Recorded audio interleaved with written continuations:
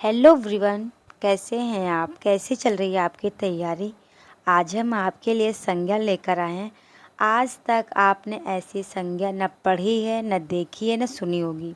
ठीक है, तो सबसे पहले मज़ेदार ट्रिक क्या है, मान लीजिए आप सो रहे हैं। ठीक है, आप सो रहे हैं, आप सोने के बाद आप उठे तो जो भी आपके सामने दिखा, या आपकी मम्मी पापा भाई बहन कुछ भी आपके दिखे, वो क्या है? वो संज्ञा है।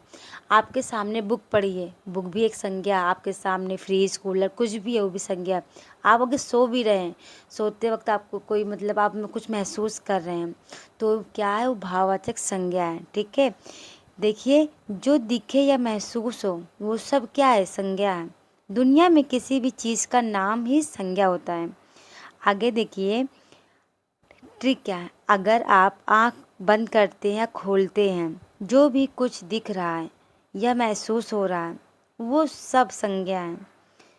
ठीक है, अब इसके आगे देखिए संज्ञा के भेद क्या हैं, यानी संज्ञा के भेद कितने हैं।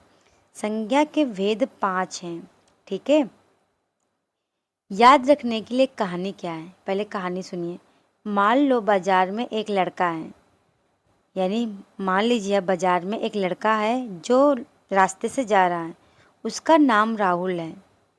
राहुल ने अपने दोस्तों के साथ एक टोली बनाई। टोली बनाने के बाद उन्होंने सोना चांदी खरीदा। ठीक है, खरीदने के बाद उनके चेहरे पे मुस्कान आई।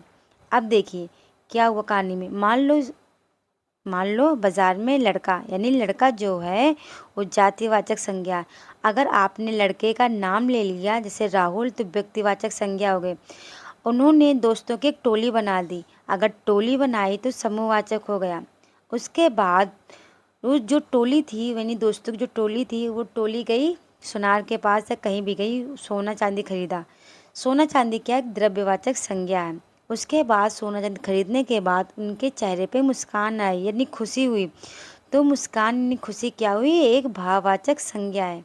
ठीक है, इसके आगे देखिए व्यक्तिवाचक संज्ञा यानी प्रॉपर नाउन। प्रॉपर नाउन क्या है? किसी खास व्यक्ति, वस्तु या स्थान, नाम यानी पहचान यूनिक हो, कोई उसका डुप्लीकेट ना हो। जैसे उदाहरण, नरेंद्र मोदी, ताजमहल, रामायण। ये क्या है? ये व्यक्तिवाचक संज्ञा है। उसके बाद देखिए जातिवाचक संज्ञा, जिसे हम कॉमन नाउन कहते हैं। ये पूरी जाति यानी कैटेगरी का बोध कराता है। पहचान क्या? दुनिया में और भी बहुत सारे उसके जैसे हों। ठीक है, जैसे लड़का, नदी, मोबाइल। मोबाइल तो सबके पास होगा, लेकिन सबके जो मोबाइल है उनका सब फ़ोन का नाम अलग अलग होगा। उसके बाद देखिए भाववाचक संज्ञा।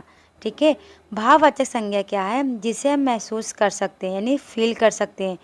कुछ भाववाचक संज्ञा जिसे महसूस कर सकते हैं, यानी फील कर सकते हैं, और उसको छू नहीं सकते। पहचान क्या? कोई शरीर आकार नहीं है उसमें, न उसमें कोई शरीर होगा न कोई आकार होगा। जैसे बचपन, ईमानदारी, गुस्सा, प्यार, ये सब क्या है? एक भाववाचक संज्ञा है। इसके आगे देखिए समूहवाचक संज्ञा क्या है। समूहवाचक संज्ञा एक ग्रुप यानी झुंड का बोध कराता है। जैसे इसकी पहचान हमेशा एक से ज़्यादा लोग या एक से ज़्यादा चीज़ें होती हैं। जैसे अंगूर का जो गुच्छा होता है वो कैसा होता है? तो एक समूह को दिखाता है। उसके बाद देखिए जैसे सेना, अंगूर का गुच्छा, टीम, ये सब समूहवाचक संज्ञा है।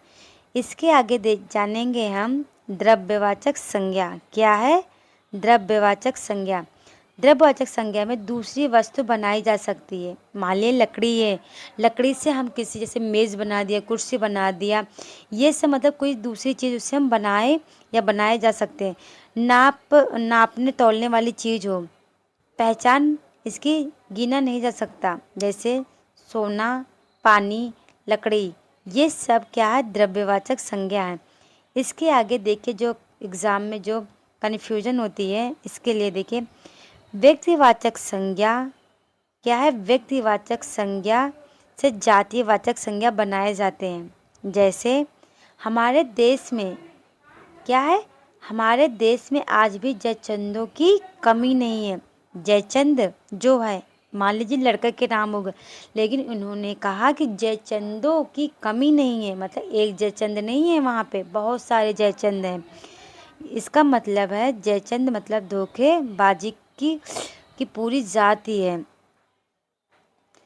जातिवाचक संज्ञा व्यक्तिवाचक संज्ञा बनाए जाते हैं। मान लीजिए जातिवाचक संज्ञा से उससे व्यक्तिवाचक संज्ञा भी बनाए जाते हैं। जैसे पंडित जी भारत के पहले प्रधानमंत्री थे।